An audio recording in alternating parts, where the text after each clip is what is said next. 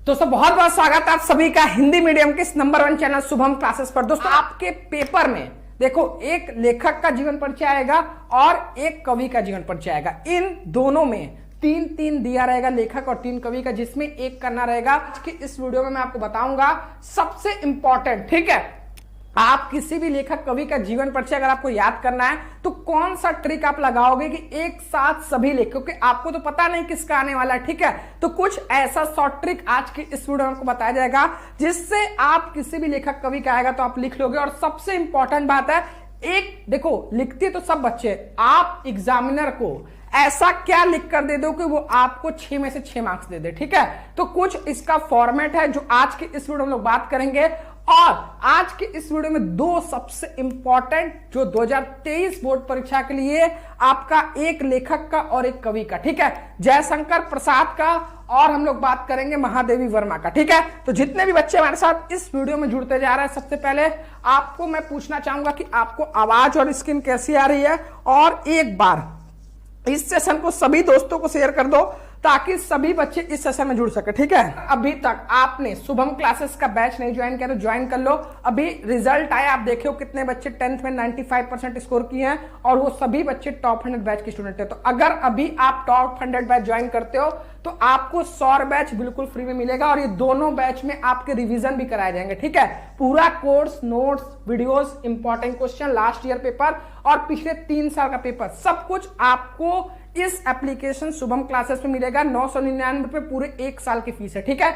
अभी शुरुआत के 500 स्टूडेंट के लिए, तो बिल्कुल देर ना करें, अपने पेरेंट्स से बोलें कि सर हमें इस बैच में जुड़ना है। पढ़ने के लिए अगर बोलोगे तो कोई पेरेंट्स मना नहीं करेगा, ठीक है। जिनको भी जुड़ना है शुभम क्लासेस ऐप डाउनलोड करना, यहां से डायरेक्ट पेमेंट करके जुड़ सकते हो।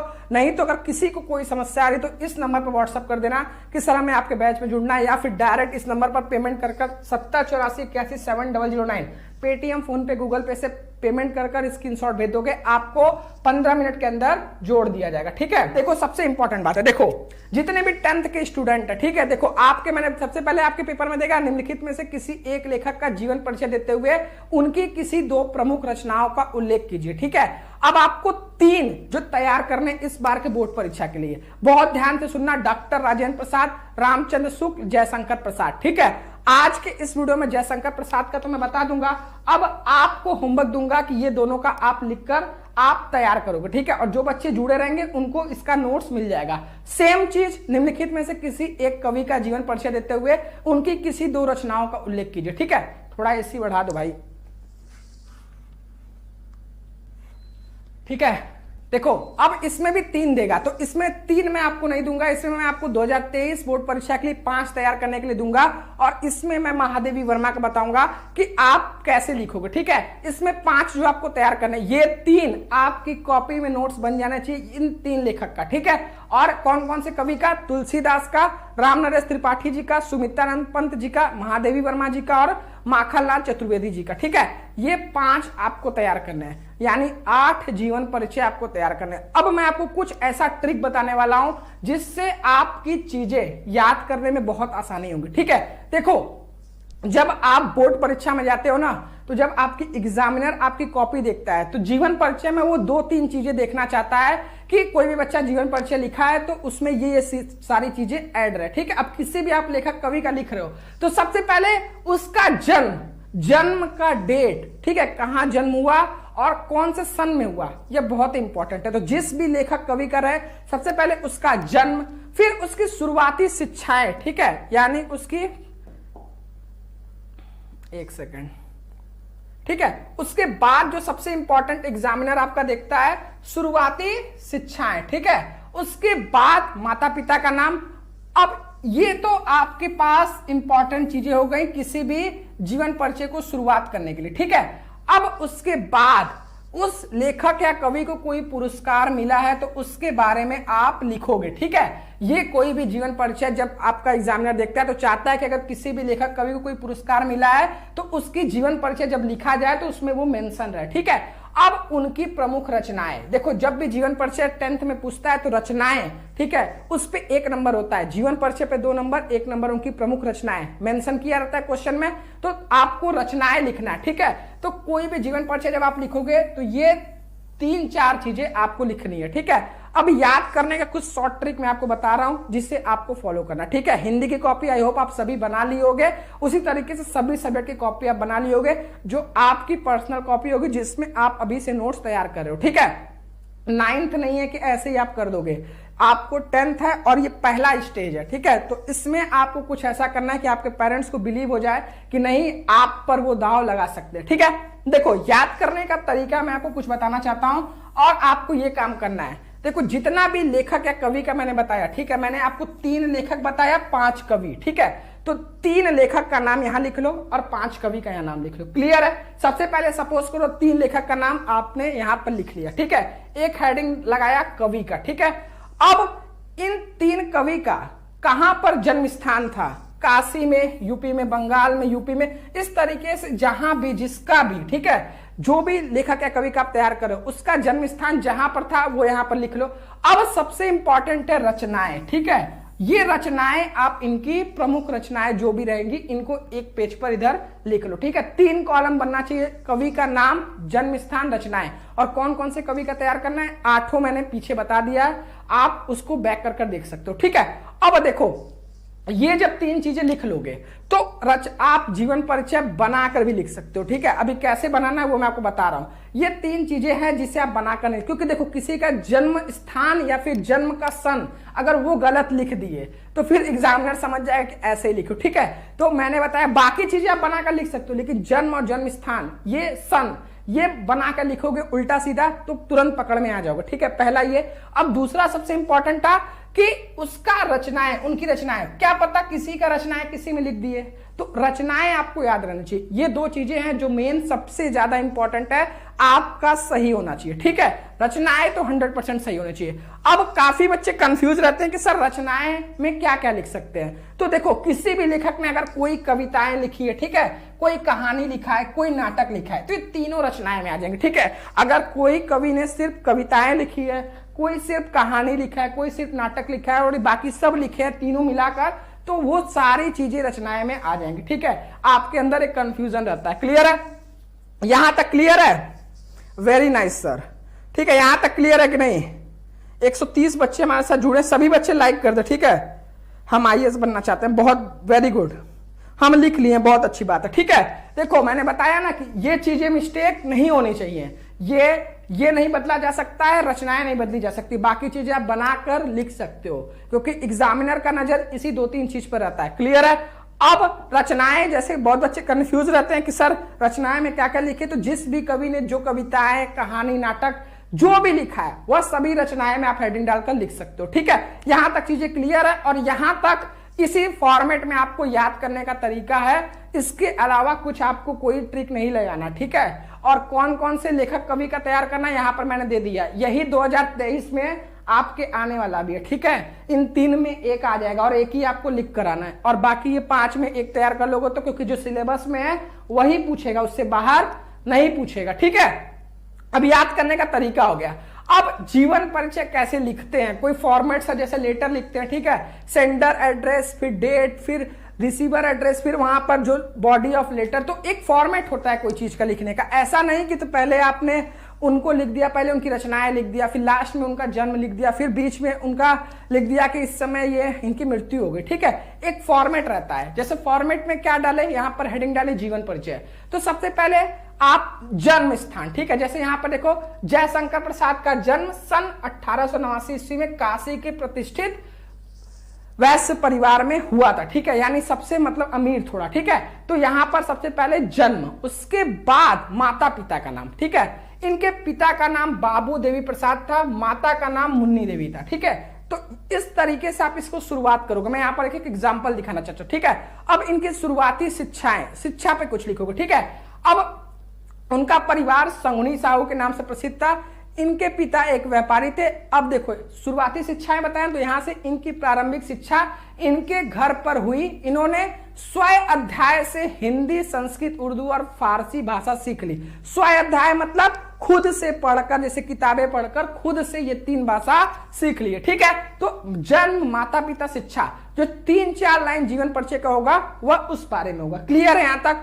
अब उसके बाद ये बीच में सर क्या लिखेंगे, तो बीच में उनकी शुरुआती शिक्षाएं के बारे में आप जहां तक लिख दिए, फिर उनके जीवन में कुछ अगर स्पेशल चीजें हैं तो उनको आप लिखोगे। ठीक है, अब जैसे उच्च शिक्षा के लिए सर्वप्रथम उनका नाम क्वींस कॉलेज में लिखवाया गया, परंतु इनका मन यहां नहीं लगा और 8वीं तक ही शिक्षा ग्रहण कर पाए, उसके बाद विद्यालय छूट गया। ठीक है, देखो ये थोड़ा मिस्टेक इसलिए हो गया क्योंकि जब आप पीपीटी तैयार करते हो तो फॉन्ट में चीजें चेंज हो जाती है, तो इस स्मार्ट बोर्ड में वो फॉन्ट नहीं है, इस वजह से काफी मात्रा में मिस्टेक दिख रही है, लेकिन जो मैं बता रहा हूं उसको आप ध्यान दो। ठीक है, फिर यहां पर आप ये चीजें लिख, लास्ट में आप रचनाएं या पुरस्कार, पुरस्कार ऊपर भी लिख सकते हो, रचनाएं नीचे। ठीक है, यहां तक क्लियर है?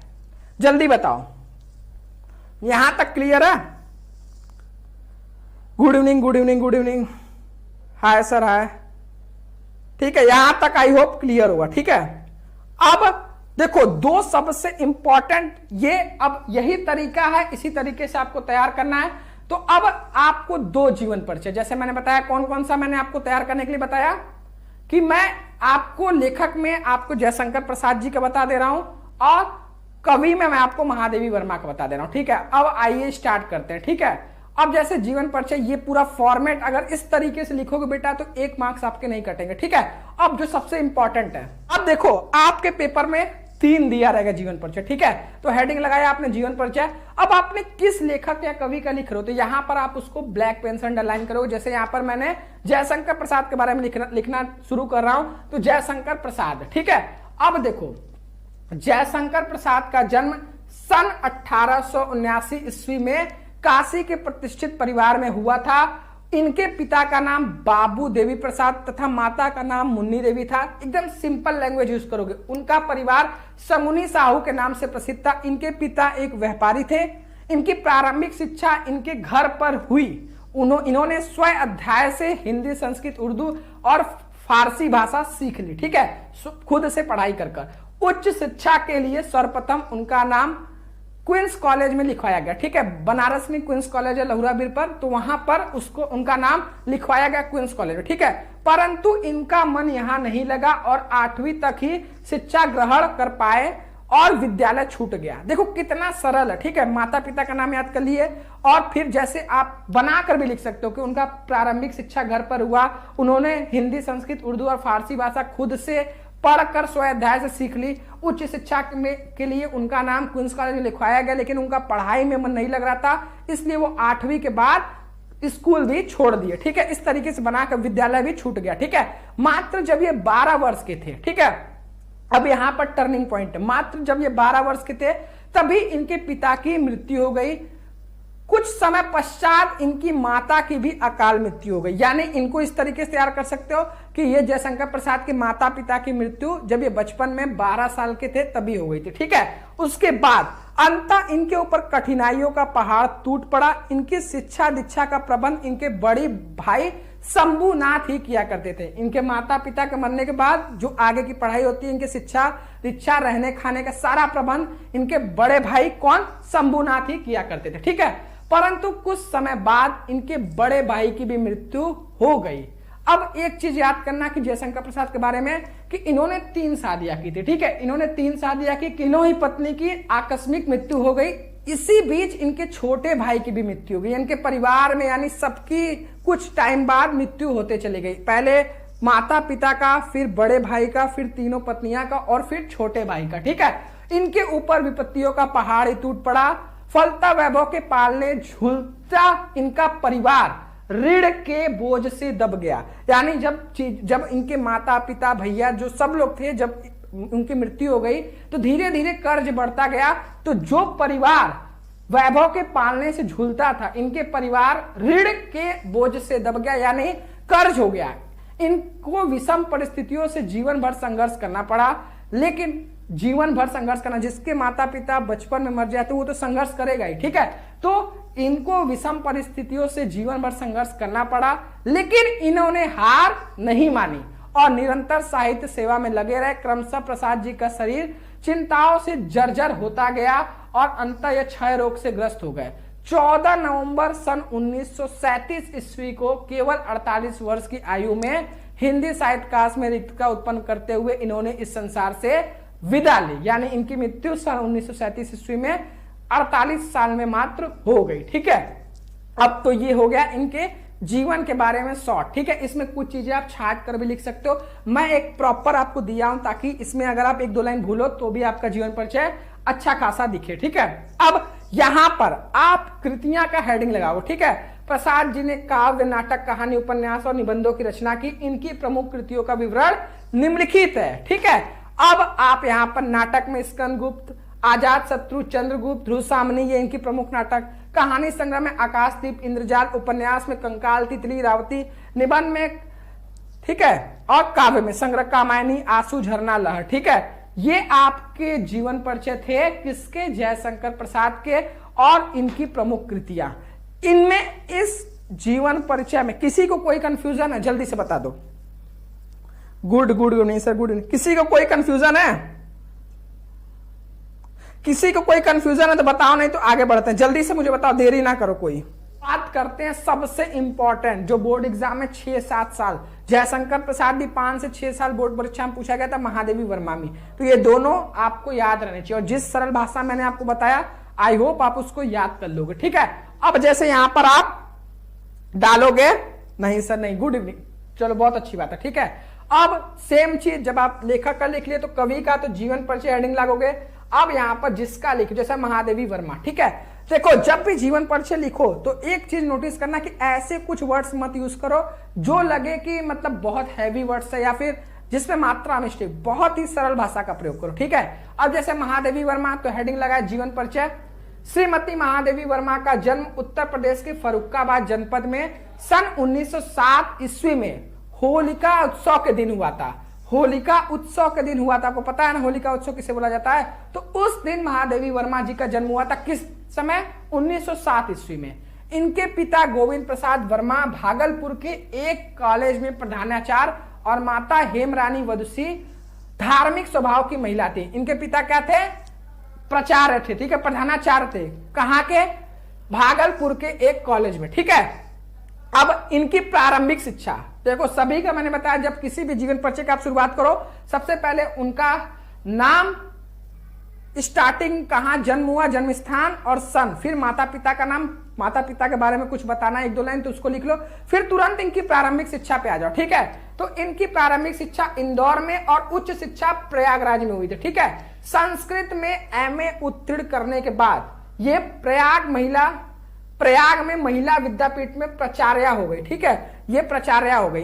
इनकी विवाह छोटी आयु में ही हो गया था, यानी इनकी विवाह छोटी आयु में हो गया था, और इनके पति डॉक्टर थे। ठीक है, देखो महादेवी वर्मा जी का जो विवाह था वो छोटी आयु में हुआ था, लेकिन इनके पति थे वो डॉक्टर थे, जिनके कारण यहां पर आप देखो वैचारिक साम्य न होने के कारण ये अपने पति से अलग रहती थी। ठीक है, कुछ समय तक इन्होंने चांद पत्रिका का संपादन किया। इनके जीवन पर महात्मा गांधी का तथा साहित्य साधना पर रविन्द्रनाथ टैगोर का विशेष प्रभाव पड़ा।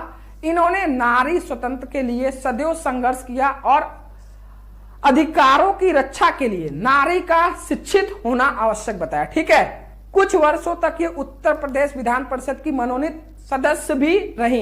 इनकी साहित्य सेवाओं के लिए राष्ट्रपति ने इन्हें पद्म भूषण की उपाधि से अलंकृत किया। मैंने बोला था पुरस्कार लिखना, तो महादेवी वर्मा को कौन सा पुरस्कार मिला था? इनकी साहित्य सेवाओं के लिए राष्ट्रपति ने इन्हें पद्म भूषण की उपाधि से अलंकृत किया। शेख सरिया एवं मंगल प्रसाद पर पारितोषिक से भी इन्हें सम्मानित किया गया। उत्तर प्रदेश हिंदी संस्थान द्वारा 18 मई 1983 ईस्वी को इन्हें हिंदी के सर्वश्रेष्ठ कवित्री के रूप में भारत भारती पुरस्कार प्रदान करके सम्मानित किया गया। ठीक है, इसमें से 1-2 लाइन आप कट बिट भी कर सकते हो, ऐसा नहीं जो मैं बता रहा हूं पूरा ये लिखना है। ठीक है, फिर 28 नवंबर 1983 ईस्वी को इन्हें इनकी अप्रतिम गीतात्मक काव्य कृति यामा पर ज्ञानपीठ पुरस्कार प्रदान कर सम्मानित किया गया।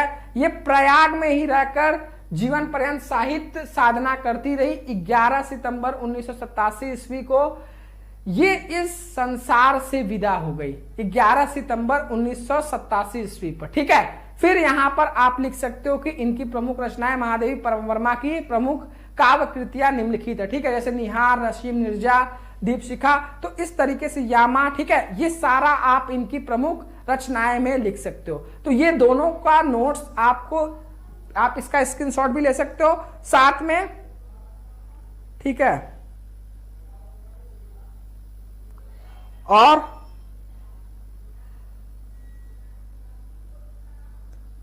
प्लीज सर रिफ्रेश, क्या चीज बताओ? डॉगी डॉन तुम यहां से चले जाओ यार, कोई जरूरत नहीं है तुम्हारे जैसे स्टूडेंट्स की मुझे। हाय सर, हाय, कोई नीड नहीं है बेटा तुम्हारी। सर जी आप प्लीज डेली लाइव आइए। हाँ डेली लाइव आऊंगा, ठीक है। तो ये 2 जीवन परिचय आप अपने से बनाकर लिखोगे, जैसे मैंने बताया कि ये सारी चीजें ऐड है, ये एक फॉर्मेट है, ये याद करने का तरीका है जिसे आप अपनाओगे तो सभी जीवन परिचय आपको याद हो जाएंगे, ठीक है।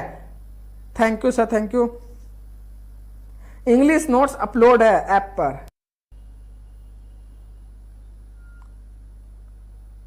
ठीक है। अब ये सारी चीजें हैं। अब जो भी बच्चा इस 2, एक मैंने बताया कैसे कैसे लिखना है, अब बाकी अपनी किताब से ढूंढ ढूंढ कर आप इन तीनों का, इनमें 2 डॉक्टर राजेंद्र प्रसाद रामचंद्र शुक्ल, बाकी इसमें तुलसीदास, रामनरेश त्रिपाठी, सुमित्रानंद पंत और माखनलाल चतुर्वेदी, ये चारों को अपनी कॉपी में नोट डाउन कर लेना। और जो बच्चे बैच ज्वाइन किए हैं उनको ये 5 मिल जाएगा साथ में, और ये 3 मिल जाएगा, ठीक है। तो जिनको भी ज्वाइन करना है डायरेक्ट अभी आपके पास सुनहरा मौका है। दोनों बैच आपको सिर्फ 999 रुपए मिलेंगे। तो अपने पेरेंट्स से बोलिए कि हमें पूरे साल की फीस 999 रुपए, ठीक है, और सभी विषयों की।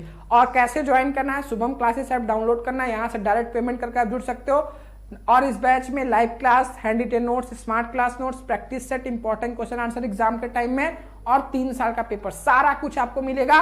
पेमेंट करने में कोई समस्या आ रही तो इस नंबर पर व्हाट्सअप कर सकते हैं, ठीक है। सर कब से लाइव चलता है? 7 बजे चलेगा, वीक में 3 दिन, ठीक है, यूट्यूब पे। सोशल साइंस भी मैं पूरा कवर करने वाला हूं, ठीक है, इस बार बिल्कुल टेंशन वाली जरूरत नहीं है।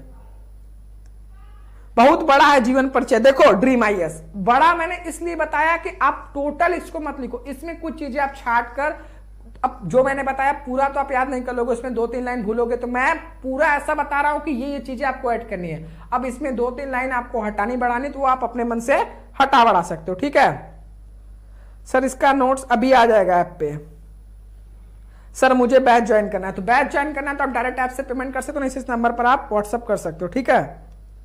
इसका नोट्स आज रात तक ऐप पर आ जाएगा, ठीक है। सभी लोग इस वीडियो को लाइक कर दो अगर इसी तरीके से सभी विषयों की पूरी तैयारी करनी, ठीक है। सब बच्चे पूरा जो भी रहेगा, 20 नंबर का टारगेट है। जो बच्चों को भी नहीं पता मैं बता देता हूं, ठीक है। देखो हम लोग का टारगेट क्या है कि रक्षाबंधन तक आपका जीवन परिचय, ठीक, रस छंद अलंकार, ग्रामर में 8 मार्क्स और आपका निबंध, ठीक है। ये 4 चीजें हम लोग तैयार करेंगे जुलाई में 20 नंबर। हम लोग ये मंथली टेस्ट को नहीं फोकस कर रहे हैं, हम लोग फोकस कर रहे हैं बोर्ड परीक्षा को, ठीक है। अक्टूबर तक चीजों को फिनिश कर देंगे, उसके बाद नवंबर, दिसंबर, जनवरी बस रिवीजन और पिछले 3 साल का पेपर, ठीक है। तो जो भी शुभम क्लासेस से जुड़ना चाहता है चैनल को सब्सक्राइब करके बेल आइकन प्रेस कर लो, टेलीग्राम पर शुभम क्लासेस सर्च करके जुड़ जाओ, और जो बच्चे अभी तक बैच नहीं ज्वाइन किए हैं ज्वाइन कर लो, ठीक है। 999 रुपए पूरे साल की सभी विषयों की, ऐसा मौका आपको दोबारा नहीं मिलेगा। और आने वाले जितने भी बैचेस होंगे, important question answer, revision batch, सब कुछ आपको जो बच्चे ज्वाइन किए रहेंगे उसमें फ्री मिलेगा, ठीक है। तो सभी को मेरी तरफ से ऑल द बेस्ट है। सब लोग इसका नोट्स बनाकर अपनी कॉपी में लिख लेना, और कोई भी समस्या रहेगा तो कमेंट बॉक्स में बता देना, ठीक है। तो मिलता हूं आपसे नेक्स्ट वीडियो में। सभी को मेरी तरफ से, और लाइक सब लोग कर देना, ठीक है।